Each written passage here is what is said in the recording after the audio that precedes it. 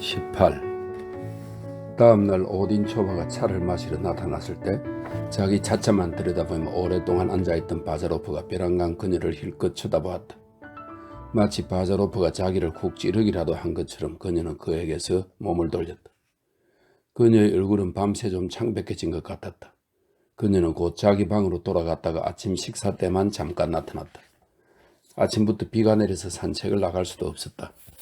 집에 있는 사람들은 모두 객실로 모였다. 아르카디는 최근호의 잡지를 꺼내서 읽기 시작했다. 공작에 따른 여느 때와 마찬가지로 마치 그가 무리한 짓이라도 하는 양 처음엔 놀란 표정을 짓더니 이윽고 매수 눈초리로 그를 쳐다보았다. 그러나 아르카디는 그녀에게 관심을 두지 않았다. 예브게니 바실리에비치, 제 방으로 가시죠. 오딘 초바가 말했다. 당신에게 묻고 싶은 게 있어요. 어제 어떤 인문서를 언급하셨는데 그녀는 자리에서 일어나 문 쪽으로 향했다. 공작에 따른 저것봐 기절초풍하겠네 라는 표정으로 방안을 둘러보더니 다시 아르카디에게 눈길을 멈추었다. 그러나 아르카디는 자기 곁에 앉은 카차와 눈길을 주고받고는 목소리를 높여서 계속 책을 읽었다. 오딘 초바는 쟁걸음으로 자기 방까지 걸어갔다. 바자로프는 눈을 내리깐 채 자기 앞에서 미끄러지듯 스쳐 지나가는 비단들에서의 사각거리는 소리를 들으면서 그녀 뒤를 따라갔다. 오딘 초바는 전날 밤에 앉았던 그 안락 의자에 앉았고 바자로프도 어제 앉았던 그 자리에 앉았다. 그런데 그 책 제목이 뭐였죠? 잠시 침묵하고 나서 오딘 초바가 물었다. 펠루즈와 프레미가 쓴 화학 개론입니다. 바자로프가 대답했다. 그리고 가노가 쓴 실험 물리학 기초도 권하고 싶군요. 사포가 더 선명하고 대체로 이 교과서는 오딘 초바가 한 손을 내밀었다. 예브게니 바실리에비치, 미안해요. 당신을 여기로 불러 교과서에 대해 논의하려고 한 건 아니에요. 어제 우리가 했던 얘기를 계속하고 싶어요. 당신이 너무 갑작스럽게 가셔서 당신에겐 지루한 이야기인가요? 원하는 대로 하죠. 안나 세르게예브나. 그런데 어제 우리가 무슨 말을 했죠? 오딘 초바는 바자로프를 곁눈으로 힐끗 쳐다보았다. 아마 행복에 대해 얘기했던 것 같아요. 저는 저 자신에 대해 얘기했고요. 어쨌든 행복이라는 단어를 언급했었죠. 저는 음악이나 즐거운 파티나 마음 맞는 사람과의 대화를 즐길 때조차도 그런 것은 어딘가 다른 곳에 있는 어떤 무한한 행복에 대한 암시로만 느껴져요. 제가 누리고 있는 것은 실제적인 행복이 아닌 것 같아요. 왜 그럴까요? 혹시 당신은 그런 감정을 한 번도 느낀 적이 없으세요? 나무의 떡이 커 보인다라는 속담 아시죠? 더욱이 당신은 스스로 만족을 모른다고 어제 말씀하셨죠. 그러나 사실 저는 단 한 번도 그런 생각을 해본 적이 없습니다. 아마 당신에게는 그런 것들이 우습게 보이겠죠? 아닙니다. 그저 제 머리에는 그런 생각이 떠오르지 않을 뿐입니다. 정말이에요? 저는 당신이 무슨 생각을 하고 있는지 몹시 알고 싶어요. 어째서요? 이해할 수 없군요. 들어보세요. 저는 오래전부터 당신과 함께 이야기해보고 싶었어요. 말할 필요도 없이 당신이 보통 사람과 다르다는 건 당신 자신도 잘 아실 거예요. 당신은 아직 젊으니까 앞길이 창창해요. 당신은 뭘 준비하고 있나요? 어떤 미래가 당신을 기다리고 있지요? 알고 싶어요. 당신이 이루고자 하는 목표는 뭐죠? 당신은 어디로 가고 있나요? 당신의 마음속에 무엇이 있나요? 한마디로 당신은 누구이고 어떤 분이죠? 당신은 저를 놀라게 하는군요. 안나 세르게예브나. 제가 자연과학을 공부한다는 것은 당신도 알고 계십니다. 그리고 제가 누구인가는 그래요. 당신은 누구세요? 미래의 시골 의사라고 이미 말씀드렸습니다. 오딘 초바는 초조한 몸짓을 했다. 왜 그런 말씀을 하세요? 당신 자신도 그렇게 되리라고는 믿지 않잖아요. 아르카디는 그럴 수 있겠지만 당신은 아니에요. 어째서 아르카디를 그렇게? 그만하세요. 당신이 그렇게 평범한 활동에 만족할 리가 없어요. 당신에겐 의학이 존재하지 않는다고 당신 스스로도 늘 주장하고 있잖아요. 그렇게 자존심이 강한 분이 시골 의사라니요? 당신은 저를 전혀 믿지 않기 때문에 그저 저를 피하려고 그런 대답을 하는 거예요. 그러나 예브게니 사빌리에비치, 저는 당신을 이해할 수 있을 것 같아요. 저도 당신처럼 가난했고 자존심이 강했어요. 아마 저도 당신과 똑같은 시련을 겪어왔던 것 같아요. 그거 참 잘 됐군요. 안나 세르게예브나. 그러나 용서하십시오. 대체로 저는 제 생각을 말로 표현하는 데 익숙하지 않고 또 저와 당신 사이에는 현격한 거리가 어떤 거리죠? 또 제가 귀족이라고 말씀하실 건가요? 그만하세요. 저는 이미 당신에게 모든 것을 다 말씀드린 것 같은데요. 됐습니다. 바자로프가 말을 막았다. 거의 우리 뜻대로 되지 않는 미래를 말하고 생각해봐야 뭐합니까? 무언가를 할 기회가 생기면 좋겠죠. 그러나 그런 기회가 생기지 않는 경우라면 미래에 대해 미리 쓸데없이 짓거리지 않았다는 것으로 최소한 만족할 수 있을 겁니다. 당신의 친구 사이의 대화를 짓거린다고 하나요? 아니면 저 같은 여자는 신뢰할 수 없다고 생각하는 건가요? 당신은 여성이라면 모두 경멸하는 건 아닌가요? 저는 조금도 당신을 경멸하지 않습니다. 안나 세르게예브나. 그건 당신도 잘 알고 있어요. 아니요. 저는 아무것도 몰라요. 당신이 자기 미래의 일에 대해 말하고 싶어 하지 않는다는 것만 알아요. 지금 당신의 마음속에서 일어나고 있는 것은 일어나고 있다. 바자로프가 되뇌었다. 마치 제가 무슨 국가나 사회 같군요. 어쨌든 전혀 흥미없는 일입니다. 게다가 사람이 자기 마음속에 일어나고 있는 모든 것을 항상 큰 소리로 말할 수 있을까요? 왜 마음에 있는 것을 모두 말할 수 없죠? 당신은 할 수 있습니까? 바자로프가 물었다. 할 수 있어요. 오딘 초바가 잠깐 머뭇거리다가 대답했다. 바자로프는 머리를 숙였다. 당신은 저보다 행복하십니다. 오딘 초바는 미심쩍은 눈으로 그를 바라보았다. 좋을 대로 해석하세요. 그녀가 말을 이었다. 그러나 우리가 가까워진 건 우연이 아니고 우리는 앞으로 좋은 친구가 될 거라고 마음속의 무언가가 내게 말을 해요. 뭐랄까, 당신의 그 긴장된 태도와 자제심은 결국 사라질 거라고 나는 확신해요. 그럼 당신은 당신의 말을 빌리자면 제가 자제하고 있다는 걸 눈치챘단 말인가요? 그래요. 바자로프가 일어나서 창 쪽으로 걸어갔다. 그래서 당신은 이 자제심의 원인을 알고 싶다는 말이죠? 제 마음속에서 일어나고 있는 것을 알고 싶다는 말이죠? 그래요. 정확하게 표현할 수 없는 어떤 놀라움을 느끼면서 그녀가 되뇌었다. 화내지 않으실 겁니까? 화내지 않아요. 화내지 않는다고요? 바자로프는 그녀에게 등을 돌리고 있었다. 그럼 말하죠. 저는 당신을 사랑합니다. 바보처럼 미칠 듯이. 자, 이제 당신의 목적을 이루셨군요. 오딘 초반은 두 팔을 앞으로 쭉 내밀었다. 바자로프는 창문 유리에 이마를 꼭 대고 숨을 헐떡이면서 눈에 띄게 온몸을 떨고 있었다.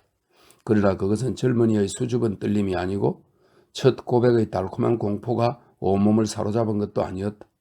그것은 그의 가슴 속에서 몸부림치는 욕망이었다. 정오와 닮은, 아마도 정오와 비슷한 강하고 고통스러운 욕망이었다. 오딘 초반은 두려우면서도 한편으로는 그가 가엾었다. 예브게니 바실리에비치, 그녀가 말했다. 그 목소리는 본의 아니게 부드럽고 낭낭하게 울렸다. 그는 재빨리 몸을 돌려 탐욕스러운 시선을 그녀에게 던졌다. 그리고 그녀의 두 손을 움켜잡아 자신의 가슴에 가져다 대었다. 그녀는 포옹에서 금방 빠져나오려고 서둘지는 않았다. 그러나 잠시 후 그녀는 한쪽 구석에 멀찍이 서서 바자로프를 바라보았다. 그가 그녀를 향해 달려들었다. 당신은 저를 이해하지 못했어요. 그녀는 놀라면서 황급히 속삭였다. 그가 만약 한 걸음이라도 더 다가오면 비명을 지를 것 같았다. 바자로프는 입술을 깨물고 방 밖으로 나갔다. 30분 후에 하녀가 오딘 초바에게 바자로프의 메모를 가져왔다. 거기에는 단 한 줄. 오늘 떠나야만 합니까? 혹은 내일까지 있을 수 있습니까? 라는 말이 쓰여 있었다. 왜 떠나신다는 거죠? 저는 당신을 이해하지 못했고 당신도 저를 이해하지 못했어요. 라고 오딘 초바는 그에게 답신을 써보냈다. 그러나 그녀는 속으로 나도 내 마음을 이해하지 못하겠어 하고 생각했다. 그녀는 식사 때까지 밖으로 나오지 않고 자기 방을 서성거렸다. 두 팔을 뒷짐지고 때론 창가에 때론 거울 앞에 멈춰서서 손수건으로 목을 천천히 문지르곤 했다. 그녀의 목에 뜨거운 흔적이 남은 것처럼 느껴졌기 때문이다. 그녀는 자기가 왜 그렇게 그의 고백을 들으려고 바자로프의 표현을 따르자면 그를 다그쳤는지 자기가 무언가를 의심하지는 않았는지 자문하면서 내가 나빴어. 그러나 이렇게 되리라고는 미처 생각하지 못했어 하고 큰 소리로 말했다. 그러고는 바자로프가 자기에게 달려들 때의 그 짐승 같은 얼굴을 떠올리고 얼굴을 붉혔다. 혹시? 그녀는 갑자기 소리치더니 그 자리에 멈춰서서 구불구불한 머리칼을 흔들었다. 그녀는 거울에 비친 자기 모습을 보았다. 뒤로 젖혀진 머리, 반쯤은 감은 듯하고 반쯤은 열린 듯한 눈과 입술에 어린 신비로운 미소. 이 모든 것이 그 순간 그녀를 당혹스럽게 만든 무언가를 말해주는 것만 같았다. 아니야. 그녀는 마침내 마음을 정했다. 어떻게 될지 아무도 몰라. 경솔하게 행동해서는 안 돼. 어쨌든 이 세상에서 평온함보다 더 좋은 건 없어. 그녀의 평온한 마음은 흔들리지 않았다. 그러나 그녀는 슬픔에 젖어 왠지 모를 눈물까지 흘렸다. 그녀는 모욕을 당했다고 느끼지는 않았다. 오히려 자기가 잘못했다고 생각했다. 여러 가지 막연한 감정, 사라져가는 인생에 대한 자각, 새로운 것을 향한 염원, 이런 것들의 영향을 받아 그녀는 자신의 일정한 한계까지 밀어붙이고 그 너머를 언뜻 바라보았다. 거기에서 그녀가 발견한 것은 10년이 아니라 공허 혹은 추악한 모습이었다. 19. 자제력이 강하고 모든 편견을 초월한 오딘 치바였지만 식사를 하러 식당에 나타나서는 거북함을 느끼지 않을 수 없었다. 그러나 식사 시간은 비교적 무사히 지나갔다. 시내에서 방금 돌아왔다는 포르피리 플라토니치가 와서 여러 가지 일화를 들려주었다. 그의 말에 따르면 현지사 부르달루가 현의 관리들에게 특별 지시를 내려 박차를 달고 다니게 했다고 한다. 이유인 즉 관리들을 어딘가로 파견할 때 말을 타고 신속하게 가도록 하기 위해서였다. 아르카디는 카차와 작은 소리로 이야기를 나누면서 재치있게 공작 딸의 비유를 맞춰주었다. 바자로프는 무뚝뚝하고 우울한 표정으로 침묵을 지켰다. 오딘 초반은 곁눈질이 아니라 똑바로 2번가량 바자로프의 얼굴을 바라보았다. 그는 엄격하고 신경질적인 얼굴을 하고 눈을 내리깔고 있었는데 그 모습 하나하나에 경멸하는 듯한 단호함이 분명히 어려 있었다. 아니야, 아니야, 아니야. 그녀는 생각했다. 식사를 끝낸 그녀는 사람들과 함께 정원으로 향했다. 바자로프가 자기와 이야기하고 싶어하는 것 같아 그녀는 몇 걸음 옆으로 비켜나 멈춰섰다. 그는 그녀에게 다가왔지만 여전히 눈을 내리깐 채 공허한 목소리로 말했다. 저는 당신에게 사과해야만 합니다. 안나 세르게예브나. 당신은 분노를 참을 수가 없겠죠? 아니에요. 당신에게 화나지 않았어요. 예브게니 바실리에비치. 오딘 초바가 대답했다. 그러나 괴로워요. 그건 더 나쁩니다. 어쨌든 저는 충분히 벌을 받았습니다. 아마 당신도 동의하겠지만 저는 아주 어리석은 짓을 했습니다. 제게 왜 떠나려 하느냐고 물었죠. 여기 남아 있을 수도 없고 그러고 싶지도 않기 때문입니다. 내일이면 저는 여기에 없을 겁니다. 예비건이 바슬리에비치, 당신은 왜 떠나느냐고요? 아니요. 제가 말하고 싶은 건 그게 아니에요. 지난 일은 돌이킬 수 없습니다. 안나 세르게예브나. 그러나 이 일은 조만간 일어날 수밖에 없었어요. 따라서 이제 떠나야만 합니다. 여기에 남아 있을 수 있는 단 한 가지 조건을 알고 있지만 그 조건은 실현될 수 없어요. 신뢰되는 말이지만 당신은 날 사랑하지 않고 앞으로도 결코 그런 일은 없겠죠. 바자로프의 눈이 진한 눈썹 밑에서 순간적으로 번쩍 빛났다. 오딘 초반은 대답하지 않았다. 난 이 사람이 무서워. 이런 생각이 그녀의 머리에 문득 떠올랐다. 안녕히 계십시오. 바자로프는 그녀의 생각을 짐작했다는 듯 이렇게 말하고 저택 쪽으로 향했다. 안나 세르게예브나는 조용히 그 뒤를 따라 걸어가다가 카차를 불러서 카차의 손을 잡았다. 그녀는 저녁 때까지 동생과 떨어지지 않았다. 그녀는 카드 놀이도 하지 않고 내내 웃기만 했다. 그러나 그 웃음은 창백하고 당혹스러운 그녀의 얼굴에 전혀 어울리지 않았다. 아르카디는 젊은이들이 흔히 그러듯이 의혹을 품고 그녀를 살펴보았다. 다시 말해 도대체 이게 무슨 의미일까? 하고 줄곧 자문했다. 바자로프는 자기 방에 틀어박혀 있었지만 차 마시는 시간에는 나타났다. 오딘 초반은 그에게 무언가 정다운 말을 하고 싶었지만 무슨 말을 꺼내야 할지 몰랐다. 오딘 초반은 뜻밖의 사건으로 어려운 상황에서 벗어날 수 있었다. 집사가 스트니코프의 도착을 알렸던 것이다. 이 젊은 진보주의자가 어떻게 매출하기처럼 방 안으로 뛰어들어 왔는지는 말로 전달하기 어렵다. 자기와 가까운 영리한 친구들이 오딘 초바 부인의 저택에 머물고 있다는 정보를 수집한 스트니코프는 그만의 뻔뻔스러운 배짱으로 잘 알지도 못하고 자기를 초대하지도 않은 부인을 찾아 시골로 오기는 했다.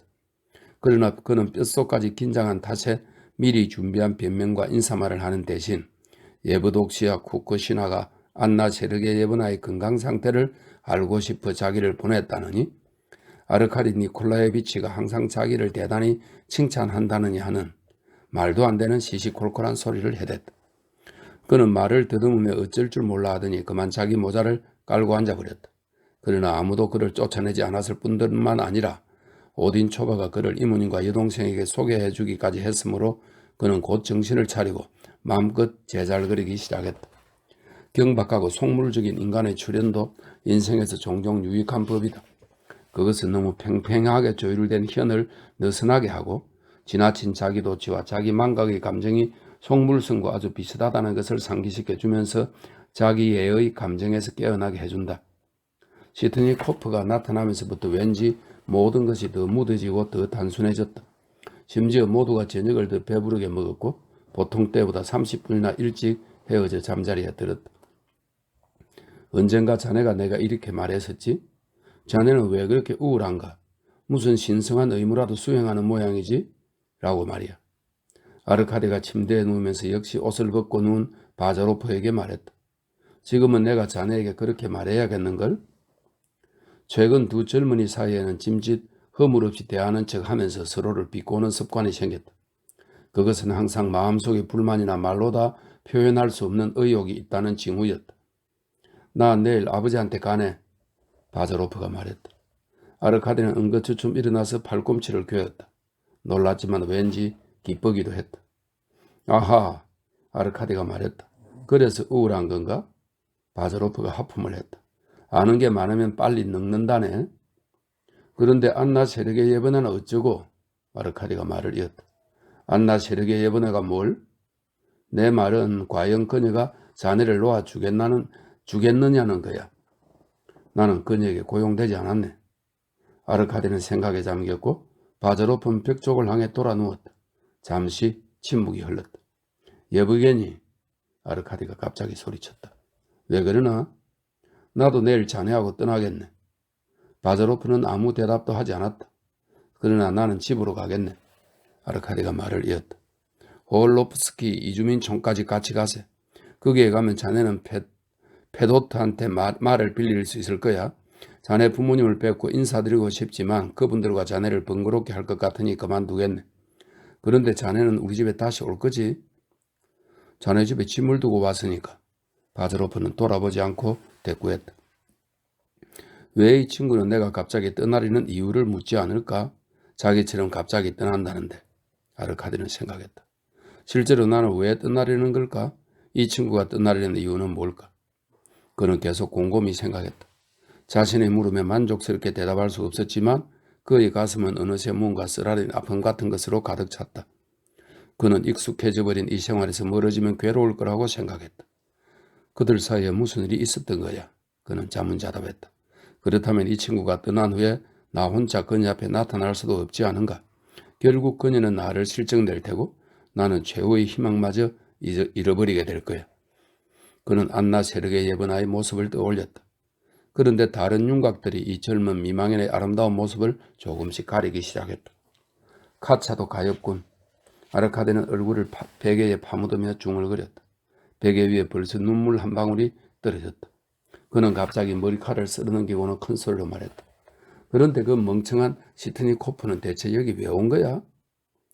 바자로프는 침대에서 몸을 조금 움직이더니 이었고 이렇게 말했다. 자네는 아직도 어리석군 그래. 시트니 코프 같은 인간들은 우리에게 필요한 거야, 알겠나? 내게는 그런 바보들이 필요해. 실제로 하나님이 단지를 구울 수는 없지. 어라? 이건 또 무슨 소리야?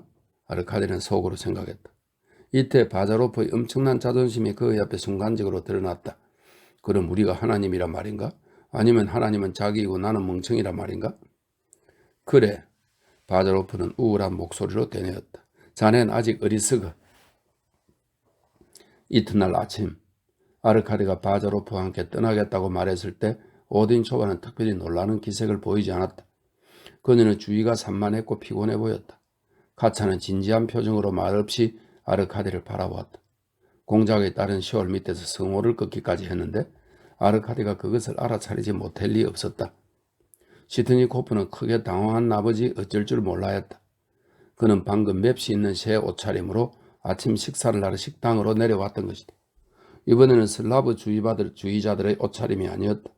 전날 밤에 그는 집에서 가져온 많은 속옷들로 그에게 딸린 하인을 놀라게까지 했는데 갑자기 친구들이 그를 버리려고 하는 것이다. 그는 마치 막다른 곳에 내몰린 토끼처럼 종종 걸음으로 갈팡질팡하더니 갑자기 비명을 지르다시피 자기도 떠나겠다고 외쳤다. 오딘 초반은 그를 만류하려고 하지 않았다. 나는 아주 편안한 사륜마차를 타고 왔습니다. 불행한 젊은이는 아르카디를 돌아보면서 말했다. 당신을 바래다 드리죠. 그러면 예배관이 바실리비치는 당신의 여행마차를 타고 갈 수 있지요. 그게 더 편할 겁니다. 고맙습니다만 당신과 나는 가는 길이 전혀 다르고 우리 집까지 꽤 멀어요.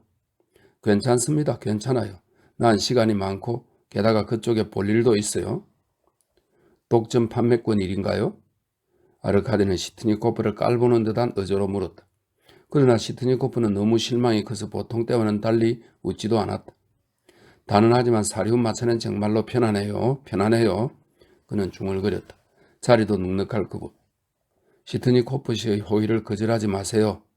안나 세르게 예번아가 말했다. 아르카디는 그녀를 힐끗 쳐다보고는 의미있게 머리를 숙였다. 아침 식사를 마친 손님들은 떠나갔다. 바자로프와 작별할 때 오딘 초바가 손을 내밀며 말했다. 우리 다시 만날 수 있겠죠? 원하신다면. 바자로프가 대답했다. 그럼 또 만나요. 아르카디가 먼저 형광 계단으로 나가서 시트니코프의 편안한 사륜마차에 올라탔다. 아르카디는 마차에 오르는 것을 정중히 도와주는 집사를 마구 때려주거나 울고 싶었다. 바자로프는 아르카디의 여행마차에 자리를 잡았다. 마침내 그들은 홀롭스키 마을에 도착했다. 주막집 주인 페도트가 말에 마구를 채우는 동안 아르카디는 여행마차로 다가가 이전처럼 미소를 지으며 바자로프에게 말했다. 예브게니 같이 타고 가세. 자네 집에 가고 싶어. 타게. 바자로프가 입속말로 말했다. 흥겹게 휘파람을 불며 자기 마차 주변에서 서성이던 시트니코프는 이 말을 듣고 깜짝 놀랐다. 아르카디는 태연히 자기 짐을 시트니코프의 마차에서 꺼내 바자로프 옆에 자리를 잡았다. 그러더니 지금까지 같이 온 길동무에게 목례를 하고 자 출발 하고 소리쳤다. 여행마차는 곧 시트니코프의 시야에서 사라졌다. 어안이 벙벙해진 시트니코프는 자기의 마부를 바라보아서나 마부는 말의 꼬리 위로 채찍을 휘두를 뿐이었다. 이윽고 시트니코프는 자기 마차에 올라탔고 때마침 옆을 지나가고 있던 두 명의 농군에게 모자를 써 멍청이들아 하고 냅다 소리치고는 시내 쪽으로 마차를 몰았다. 그는 아주 늦은 시각에 시내에 도착했다. 그리고 다음날 쿠쿠시나의 집으로 달려가 역겹고 오만하고 금방진 두 놈들에게 심한 욕설을 퍼부어댔다.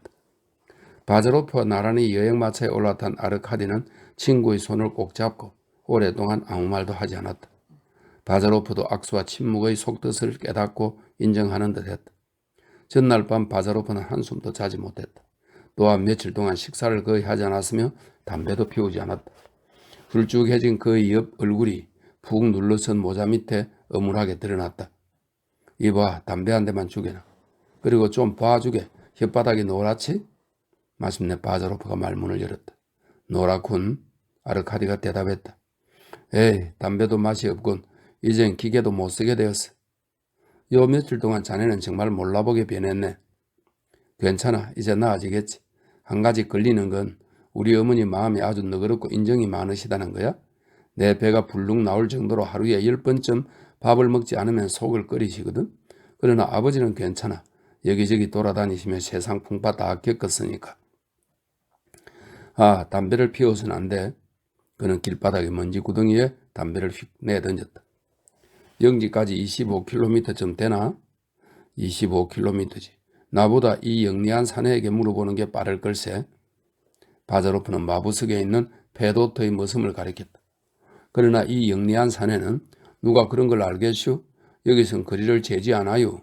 하고 대답하고는 나직한 목소리로 계속 가운데 말에게 욕설을 퍼부었다. 그 가운데 말이 아까부터 대가리로 걷어차고 있기 때문, 즉 대가리를 흔들어댔기 때문이었다. 그래, 바자로프가 말했다. 내 젊은 친구, 이번 일은 자네에게 정말 유익한 교훈이 될 걸세. 그런 시시한 일에 누가 신경 쓰겠나. 인간은 모두 한 오락의 실에 매달려 있고 그 밑에서 10년이 매 순간 아가리를 벌리고 있어. 그런데도 인간은 스스로 온갖 불쾌한 일들을 만들어서 삶을 망치고 있거든. 도대체 뭘 암시하는 말인가? 아르카디가 물었다. 뭘 암시하는 게 아니라 진실을 말하는 거네. 우리 둘은 참으로 어리석은 행동을 했어. 이제 와서 무슨 말을 하겠나? 이건 내가 병원에서 알아낸 건데 자기의 고통에 화를 내는 사람은 반드시 그 고통을 이겨낸다네. 자네 말을 도무지 이해할 수가 없군. 아르카디가 말했다. 자네는 전혀 불평을 할 일이 없어 보이는데. 내 말을 이해하기 힘들다면 이런 얘기를 해주지. 나는 이렇게 생각해. 손톱만큼이라도 여자에게 농락당하는 것보다는 도로에서 돌이라도 쪼는 게 더 낫다고. 그건 다. 바자로프는 하마터면 자기가 좋아하는 단어 낭만주의를 입 밖으로 내뱉을 뻔했으나 겨우 참고 그저 어리석은 짓이라고 말했다. 자넨 지금 내 말을 믿지 않겠지만 그냥 말하겠네. 우리는 여자들의 세계에 뛰어들어 즐거웠었지. 그러나 그런 세계를 던져버리는 것은 무더운 날에 냉수욕을 하는 것과 같네. 남자는 그런 시시한 일에 신경 쓸 겨를이 없어. 남자는 맹수 같아야 한다고. 유명한 스페인 격언에도 있거든. 그런데 여보게, 바자로프는 마부석에 앉아있는 농군에게 말했다. 여보게, 이 영리한 사람아, 자네는 아내가 있나? 농군은 개슴처리한 눈과 넓적한 얼굴을 두 친구를 향해 돌렸다. 아내요? 있고 말고요. 아내가 없을 수야 없지요. 자넨 아내를 때리나? 아내를요? 그럴 때도 있지요. 그러나 이유 없이는 안 때리지요. 좋아. 그럼 아내는 자네를 때리나? 농부는 고삐를 잡아당겼다. 나리, 그게 무슨 말씀이요? 설마 농담이겠지요? 그는 화를 내는 것처럼 보였다. 들었나? 아르카디 니콜라예비치. 우리는 한대 얻어맞았네. 교양 있는 사람이 된다는 건 바로 이런 거야. 아르카디는 부자연스럽게 웃음을 터뜨렸다. 바자로프는 그런 아르카디를 외면하고 길을 가는 내내 입을 열지 않았다. 25km 길이 아르카디에게는 50km는 되는 것 같았다. 약간 경사진 언덕 위로 마침내 작은 마을이 나타났다. 바로 이곳에 바자로프의 부모가 살았다. 마을 바로 옆 어린 자작나무 숲속에 초가지붕을 얹은 자그마한 지주의 저택이 보였다. 첫 번째 농가 앞에서 모자를 쓴 두 농부가 욕을 하며 싸우고 있었다. 넌 덩치만 큰 돼지야. 한 농군이 다른 농군에게 말했다. 그러나 작은 새끼 돼지만도 못해. 네 마누라는 마귀 할멈이야. 다른 농군이 대꾸했다. 저 자연스러운 태도며 장난기 어린 말투로 보아. 바자로프가 아르카디에게 말했다. 우리 아버지의 농꾼들은 그리 심하게 박해를 받지 않나 보군. 자네도 판단할 수 있겠지. 아, 저기 아버지가 현관 계단으로 나오시네. 방울 소리를 들으신 모양이야. 아버지야, 아버지. 정말 금방 알아보겠네. 아, 저런 머리가 새하얗게 새었네. 가엾으라. 20.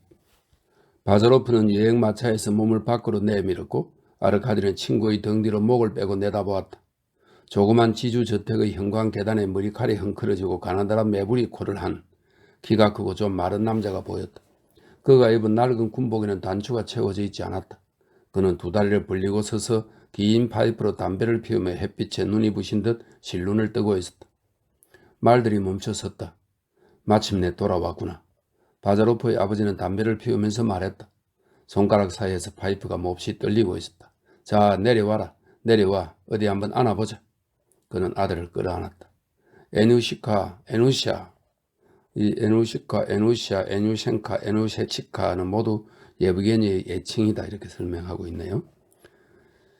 에누시카, 에누샤. 여자의 떨리는 목소리가 들려왔다. 현관문이 활짝 열리더니 하얀 실내모의 알록달록한 짧은 윗도리를 입은 통통하고 키가 작은 노파가 문지방에 나타났다. 노파는 아 하고 탄성을 지르며 허둥거렸다. 바자로프가 그녀를 부축하지 않았더라면 아마 땅에 쓰러졌을 것이다. 노파는 삽시간에 포동포동한 손으로 아들의 목을 휘감고 아들의 가슴에 머리를 가져다 대었다. 주변의 모든 것이 조용해졌다. 그저 노파의 흐느낌만이 단속적으로 들렸다. 바자로프 노인은 심호흡을 하더니 조금 전보다 눈을 더 가늘게 떴다. 자, 데스 아리샤. 아리샤는 아리나의 애칭입니다. 자, 데스 아리샤. 이제 그만해. 여행마차 옆에 꼼짝 않고 서 있는 아르카디와 눈길을 마주친 노인이 말했다.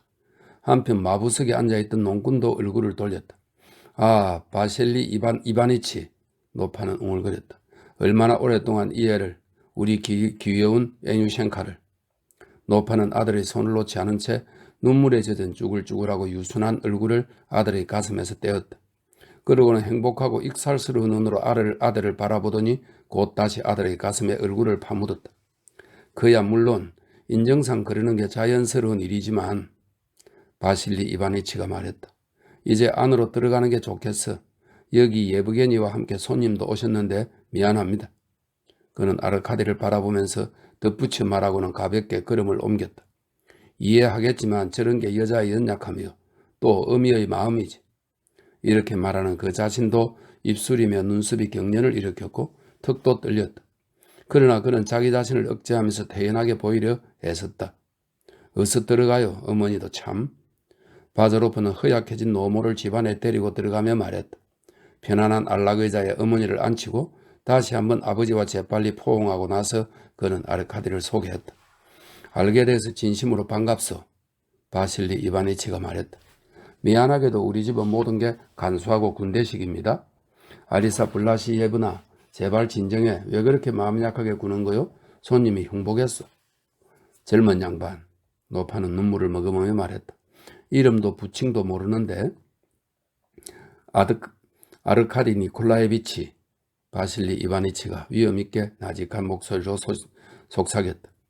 이 어리석은 사람을 용서해 줘요. 노파가 코를 풀며 말했다. 그러고는 머리를 좌우로 기울이면서 꼼꼼하게 양쪽 눈에서 눈물을 훔쳐냈다.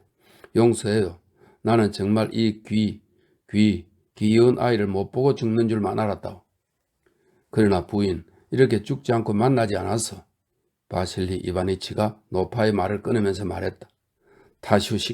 타뉴시카. 그는 붉은 사라사 옷을 입고 문 뒤에서 두려운 듯이 흠칫거리며 방 안을 들여다보고 있던 13살가량의 맨발의 소녀에게 말했다. 마님께 물 한 잔 갖다 드리라. 쟁반에 받쳐서 알겠니? 자, 그럼 여러분. 그는 유행에 뒤진 장난스러운 어투로 말했다. 퇴역한 노병의 서재로 안내하겠습니다. 한 번만 더 안아보자. 에뉴셰치카. 아리사 블라시예브나가 신음하듯 말했다. 바자로프는 어머니에게로 몸을 굽혔다. 이제 미남이 되었구나. 글쎄, 미남인지 아닌지는 몰라도 진짜 남자가 된 거지. 바실리 이바니치가 한마디 거들었다.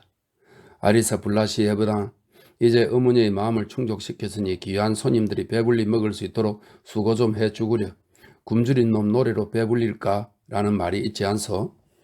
노파는 안락의자에서 은거주춤 일어났다. 잠깐만 기다려요. 바실리 이바니치, 빨리 식탁을 차릴게요. 직접 부엌으로 달려가서 사모바르를 내오라고 이러시죠. 무엇든지 준비하겠어요. 3년이나 보지 못했고 아무것도 먹이지 못했는데 어디 상 차리는 게 쉽겠어요? 여보, 신경 써서 잘 내봐요. 괜히 망신당하지 말고. 그럼 여러분은 나를 따라오시오. 참, 티모페이치가 너에게 인사를 하러 갔었다고? 여보게니, 아마 그 영감도 기뻤을 게야. 어때, 영감이 기뻐하지 않더냐? 자, 내 뒤를 따라들 오시오. 바실리 이바니치가 다달건 슬리퍼를 질질 끌면서 밥이 들어갔다. 이미 말했지만 우리 살림이란 게 그저 병영생활 같다오. 집은 전체가 6개의 작은 방으로 이루어져 있었다. 그 중 하나가 서재였는데 그는 그곳으로 우리의 친구들을 데리고 갔다. 다리가 굵은 테이블이 창문과 창문 사이의 공간을 전부 차지했고 해묵은 먼지 때문에 마치 검게 그을린 듯한 서류들이 테이블 위에 산더미처럼 쌓여 있었다. 벽에는 터키체 총, 채찍, 칼, 2장의 지도, 해부도, 후펠란트의 초상화. 후펠란트의 초상화는 크리스토프 빌헬름 후펠란트, 독일의 의사이자 병리학자이다. 인간의 생명을 지연시키는 기술이라는 책을 썼다. 후펠란트의 초상화. 검은 액자 안에 머리카락으로 만든 모노그램, 그리고 유리에 넣은 정서가 잔뜩 걸려 있었다. 여기저기 움푹 파이고 찢어진 가죽 소파가 카렐리아 자작나무로 만든, 이 카렐리아는 러시아 연방공화국 북서부의 자치공화국으로 핀란드 국경에 위치해 있고 이곳에서 나는 자작나무는 질이 좋기로 유명하다 이렇게 되어 있네요. 카렐리아 자작나무로 만든 2개의 큰 장롱 사이에 놓여 있었다. 서가에는 책, 작은 상자, 박제된 새 단지, 유리병들이 무질서하게 가득 차 있었고 한쪽 구석에는 고장난 발전기가 놓여 있었다. 이미 말했듯이 친애하는 손님 바실리 이바니치가 말했다. 우린 여기에서 말하자면 야영 생활을 하고 있죠. 그만하세요. 아버지 왜 자꾸 변명을 하세요? 바자로프가 말을 끊었다. 우리가 큰 부자가 아니고 이 집이 궁전이 아니라는 건 키르사노프도 잘 알고 있어요. 문제는 이 친구를 어느 방에 묵게 하느냐는 겁니다. 예부인이 그런 소리 마라. 저기 곁에 훌륭한 방이 있단다. 손님은 거기에서 아주 편하게 지낼 수 있을 거야. 집에 곁에를 지었어요? 물론이죠. 저기 목욕탕이 있는 곳이에요. 티모페이치가 끼어들었다. 말하자면 목욕탕 옆이란다. 바실리 이바니치가 얼른 덧붙였다. 지금은 여름이니 나는 거기로 달려가서 지시해야겠다. 티모페이치, 자네는 그동안에 짐을 나르도록 하고 예부견이 너에게 내 서재를 내줄 거다. 각자에게 자기 것이 있어야 하니까. 그래 어떤가? 참 재미있고 선량한 노인네지. 바실리 이바니치가 밖으로 나가자마자 바자로프가 말했대. 자네 아버지만큼 괴짜지만 기질은 좀 달라. 말이 너무 많으셔. 자네 어머니는 정말 좋으신 분 같더군. 아르카디가 말했다. 어머니는 아기가 없는 분이지. 우리에게 어떤 식사를 대접 하나 두고 보세요. 도련님이 오늘 오실 줄 몰랐죠. 그래서 쇠고기를 미처 준비하지 못했슈. 마침 바자로프의 트렁크를 끌고 온 티모페이치가 말했다. 쇠고기 같은 건 없어도 괜찮아. 없는 것은 어쩔 도리가 없지. 가난은 죄가 아니야. 자네 부친은 농로를 얼마나 가지고 있나? 비란간 아르카디가 물었다. 영지는 아버지의 것이 아니라 어머니 것이네. 농노는 아마 15명쯤 되지. 모두 22이지요. 티모페이치가 불만스럽게 말했다. 설립에 끄는 소리가 들리더니 바실리 이바니치가 다시 나타났다. 이제 몇 분 후면 묵을 방이 준비될 겁니다. 노인은 잘못 엄숙한 태도로 말했다. 아르카디, 니콜라이치? 아마 부친이 그랬지요. 이 애가 당신의 시중을 들 거요. 그는 같이 들어온 사내 아이를 가리키며 말했다. 머리를 짧게 깎은 사내 아이는 팔꿈치에 구멍이 난 카프탄을 입고 나무의 장화를 신고 있었다. 이름이 페치카요. 우리 아들이 그만하라고 했지만 다시 한번 말하건대 불편한 점이 있더라도 양해하기 바라오. 이 아이는 파이프에 담배를 담을 수 있어요. 당신은 담배를 피우나요? 저는 주로 시가를 피웁니다. 아르카디가 대답했다. 잘하는 겁니다. 나도 시가를 무척 좋아하지만 이 외진 곳에서는 구하기가 아주 힘들지요. 신세 타령은 그만하세요. 바자로프가 또 말을 끊었다. 이제 소파에 앉아서 아버지 얼굴이나 좀 보게 해주세요. 바실리 이바니치는 웃으면서 자리에 앉았다. 그의 얼굴은 아들과 아주 닮았는데 다만 이마가 좀 낮고 좁았으며 입이 약간 큰 편이었다. 아들은 태연히 꼼짝 않고 앉아있는 반면 그는 계속 몸을 움직이고 어깨를 들썩이며 눈을 깜빡거리면서 기침을 하고 손가락을 움직였다. 신세 타령이라니.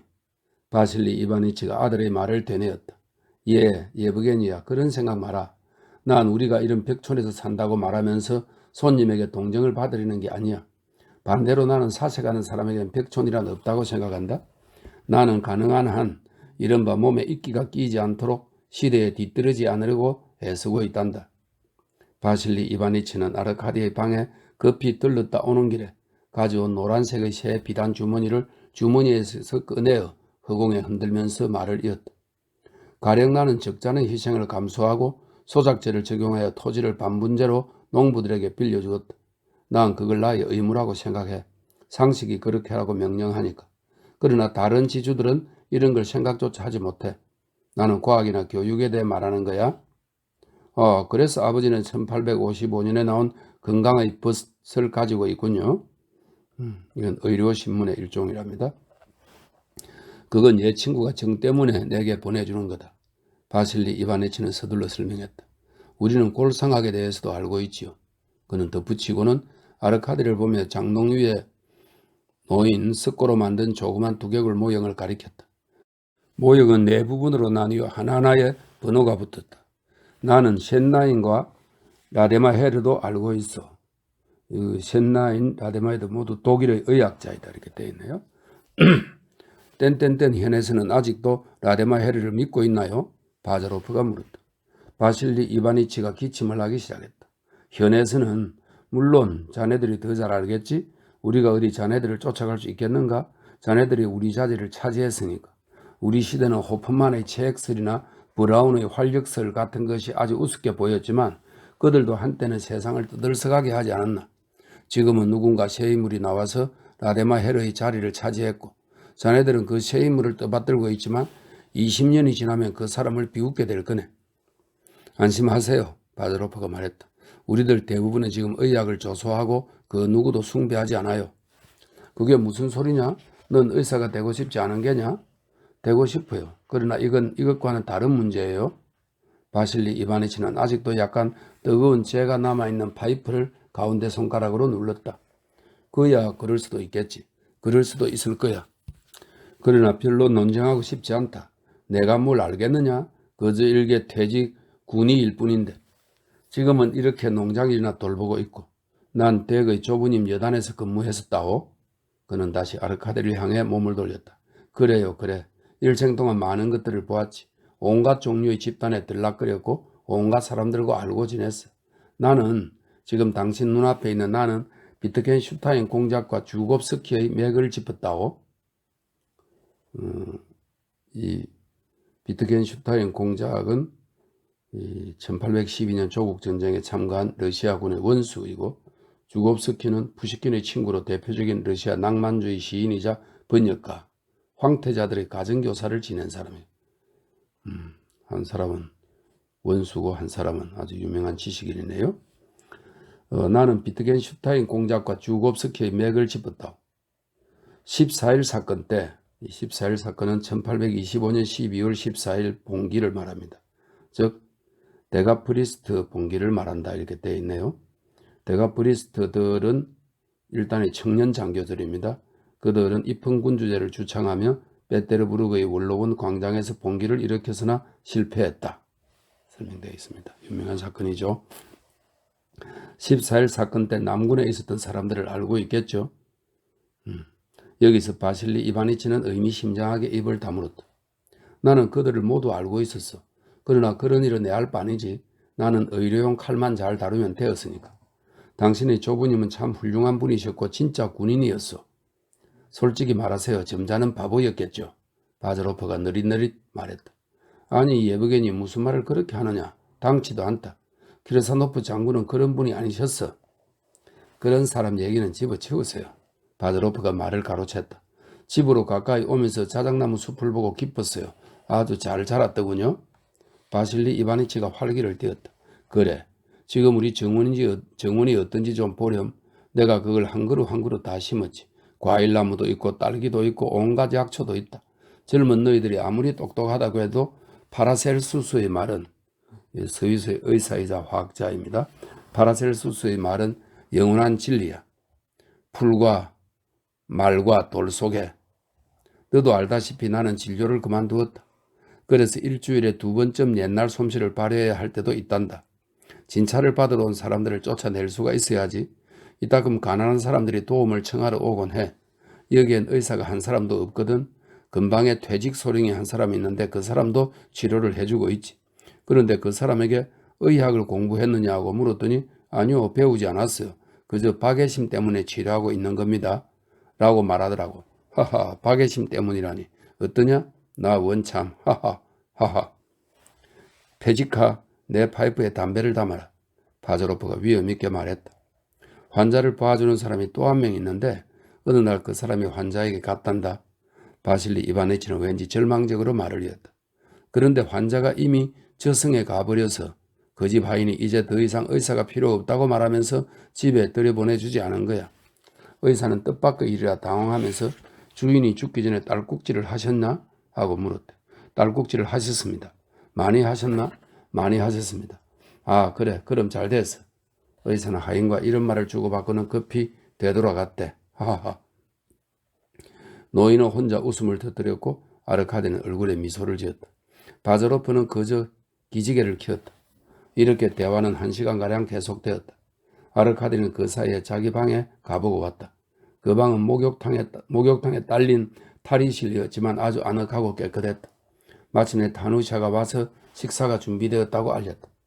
바실리 이바니치가 맨 먼저 일어났다. 자, 어서들 가십시다.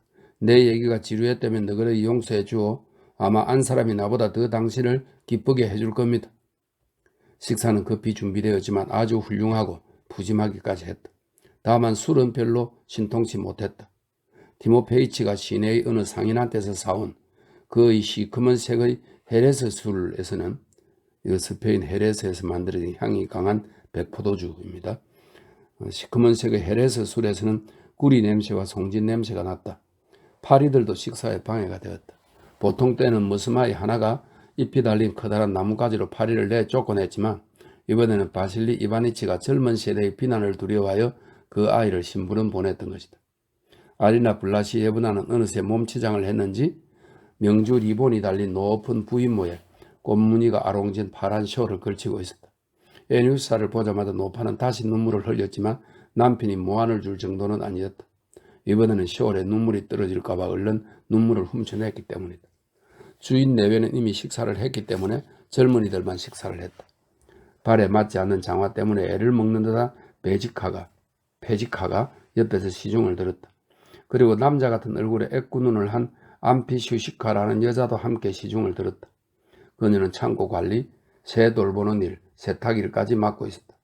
바실리 이바니치는 아들이 식사를 하는 동안 줄곧 방 안을 서성이면서 더할 나위 없이 행복하고 황홀한 표정으로 나폴레옹 정책이며 이탈리아 문제의 복잡성에 대해 깊은 우려를 표시했다. 아리나 블라시예브나는 아르카디에게는 별로 관심을 보이지 않았고 식사도 권하지 않았다. 벗지처럼 붉고 도톰한 입술과 볼과 눈수비의 남천 때문에 아주 선량해 보이는 둥그런 얼굴을 한 손으로 괸 채 그들은 아들에게서 눈을 떼지 않고 줄곧 한숨만 내쉬었다. 노파는 아들이 얼마나 머물지 알고 싶어 죽을 지경이었지만 물어보기가 무서웠다. 그저 이틀만 머물 거라고 하면 어쩌나 하고 생각하니 가슴이 죄이는 듯했다. 구운 고기가 나온 뒤에 바실리 이바니치가 잠깐 자리를 비우더니 마개를 딴 반병쯤 남은 샴페인을 가지고 돌아왔다. 자, 하고 그는 큰 소리로 외쳤다. 비록 우리가 벽촌에서 살고 있지만 경사스런 날에 즐길 만한 것을 갖고 있지. 그는 3개의 큰 잔과 1개의 작은 잔에 샴페인을 넘치도록 붓고 나서 아주 귀중한 손님들의 건강을 위해 라고 선포하고는 군대식으로 단숨에 잔을 비웠다. 그리고 아내에게도 한 방울도 남기지 않고 작은 잔을 다 비우게 했다. 잼을 먹을 차례가 되자, 이 설명이 있네요. 러시아의 저녁 식사에는 후식으로 과일, 설탕, 조림이나 잼을 먹는다 이렇게 되어 있네요. 잼을 먹을 차례가 되자 단 것을 좋아하지 않는 아르카디였지만 방금 만든 4종류의 색다른 잼을 맛보는 것이 자신의 의무라고 생각했다. 더욱이 바자로프가 딱 잘라 거절하고 곧장 담배를 피우기 시작하니 사양할 수가 없었다. 그 다음에는 크림을 넣은 차와 버터와 비스킷이 나왔다. 식사가 끝나자 바실리 이바니치는 저녁 경치를 감상하기 위해 모두들 정원으로 안내했다. 벤치 옆을 지나가며 그가 아르카디에게 속삭였다. 난 여기서 석양을 바라보며 철학적 명상에 잠기기를 좋아하지요. 나 같은 은자에게 어울리는 일이거든. 그리고 저기 조금 앞에는 호라티우스가 좋아하는 나무를 몇 그루 심었어. 호라티우스는 고대 로마의 서정시인입니다. 그게 무슨 나무죠? 귀를 기울이고 있던 바자로프가 물었다. 그야 뻔하지, 아카시아야. 바자로프는 하품을 하기 시작했다. 이제 나그네들이 모르페우스의 품속에 안길 때가 된 것 같군. 모르페우스는 고대 그리스 신화에 나오는 꿈의 신입니다. 바실리 이바니치가 말했다. 즉 잠잘 때가 됐다 말이죠. 바자로프가 말을 받았다. 맞는 말씀이세요. 잠잘 때가 되었어요. 어머니와 헤어지면서 바자로프는 어머니의 이마에 입을 맞추었다. 모친은 아들을 포옹하고 아들의 등 뒤에서 슬며시 3번 축복을 했다. 바실리 이바니치는 아르카디를 방까지 데려다주고 내가 당신 같은 행복한 나이에 맛본 그런 달콤한 휴식을 맛보기 바랍니다. 라고 말했다. 정말 아르카디는 이 탈의실에서 아주 편안하게 잘 수 있었다. 방 안에는 박하 냄새가 났고 페치카 뒤에서는 잠을 재촉하는 듯 2마리의 귀뚜라미가 앞을 다투어 우르댔다. 서재로 돌아온 바실리 이바니치는 소파에 누운 아들의 발치에 쭈그리고 앉아서 잠시 얘기를 나누려고 했지만 바자로프는 졸리다며 아버지를 나가게 했다. 그러나 바자로프는 아침이 되도록 잠을 이루지 못했다.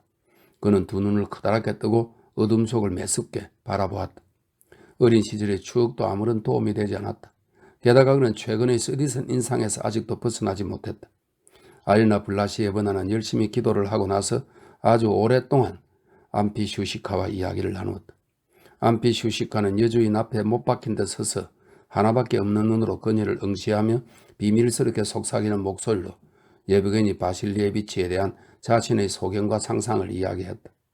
노파는 기쁨과 술기운과 담배 연기 때문에 머리가 빙빙 돌았다. 남편은 그녀에게 무슨 말을 하려다가 한 손을 내저었다. 아리나 블라시예브나는 구시대의 진짜 러시아 귀족 부인이었다. 그녀는 200년 전의 옛 모스크바 시대에 살았어야 할 인물이었다. 그녀는 아주 믿음이 깊고 감상적이었으며 모든 징조, 점, 주문, 꿈을 믿었다. 그녀는 바보 성자들, 집귀신, 숲귀신, 불길한 만남, 저주를 받은 나병, 민간약재, 목요일의 소금. 이 목요일의 소금은 부활절 전주의 목요일에 구워 만든 소금으로 부활절 계란을 찍어 먹거나 만병통치약으로 사용되었다. 목요일의 소금, 곧 닥쳐올 세상의 종말을 믿었다. 또 부활절의 철야기도 해서 촛불이 꺼지지 않으면 메밀이 잘 여물지 않고 버섯은 사람의 눈에 띄면 더 이상 자라지 않는다고 믿었다. 그리고 악마는 물 있는 곳을 좋아하고 유대인은 모든 가슴에 붉은 점이 있다고 믿었다. 그녀는 쥐, 풀뱀, 개구리, 참새, 거머리, 천둥, 냉수, 털새바람, 말, 수렴소, 붉은 털이 난 사람, 검은 고양이를 두려워했고 귀뚜라미와 개를 부정하다고 생각했다. 또 송아지 고기, 비둘기, 가재, 치즈, 아스파라거스, 돼지감자, 토끼, 수박을 먹지 않았다. 잘라놓은 수박이 세례자 요한의 목을 생각나게 한다는 이유에서였다. 굴은 말만 들어도 경련을 일으킬 정도였다. 그녀는 먹는 것을 좋아했지만 엄격하게 육식을 피했다. 하루에 10시간을 잤지만 남편이 머리가 아프다고 하면 전혀 잠자리에 들지 않았다. 최근 알렉시스 혹은 숲속의 오막살이, 프랑스 작가 듀크레 디미알이 1788년에 쓴 계몽소설, 러시아어로 번역되어 3번 출판되었다. 이런 설명이 있습니다. 외에는 한 권도 읽지 않았고 편지는 1년에 한 통, 많아야 2통을 썼다. 살림살이에 관한 것과 과일을 말리거나 찌는 일은 잘 알고 있었지만 무엇 하나 제 손으로 하려고 하지 않았고 대체로 몸을 움직이기를 좋아하지 않았다. 아리나 블레시예브나는 매우 선량했지만 전혀 어리석지 않았다. 이 세상에서는 명령을 내려야 하는 주인과 복종해야 하는 평민이 있다는 것을 그녀는 알고 있었다. 그래서 그녀는 노예적 굴종도 머리가 땅에 닿도록 하는 절도 싫어하지 않았다. 그녀는 하녀들을 부드럽고 상냥하게 대했고 한 번도 거지를 빈손으로 돌려보낸 적이 없고 이따금 수다를 떨기는 했지만 한 번도 남을 비난한 적이 없었다. 젊은 날에 그녀는 꽤 아름다웠고 피아노도 치고 프랑스어도 조금 할 줄 알았다. 그러나 마음에도 없는 결혼을 한 후 남편과 함께 오랜 생활을 이곳저곳 떠돌며 사는 동안 몸은 뚱뚱해지고 음악과 프랑스어는 다 잊어버리고 말았다. 그녀는 자기 아들을 말할 수 없이 사랑했지만 두려워하기도 했다. 영지의 관리는 바실리 이바니치에게 맡겨버리고 아무것도 관여하지 않았다. 늙은 남편이 앞으로의 개선 방향이나 계획에 대해 말하기 시작하면 그녀는 곧 한숨을 쉬고 손수건을 흔들면서 놀란 듯이 눈썹을 점점 높이 축혀 올리곤 했다. 그녀는 의심이 많은 성격이라서 항상 무슨 큰 불행이 닥칠 거라고 생각했고 어떤 슬픈 일을 떠올리면 곧 울음을 터뜨리곤 했다. 이런 여자들은 오늘날 점점 줄어들고 있다. 그러나 이런 현상을 기뻐해야 할지는 하나님만이 아실 일이다.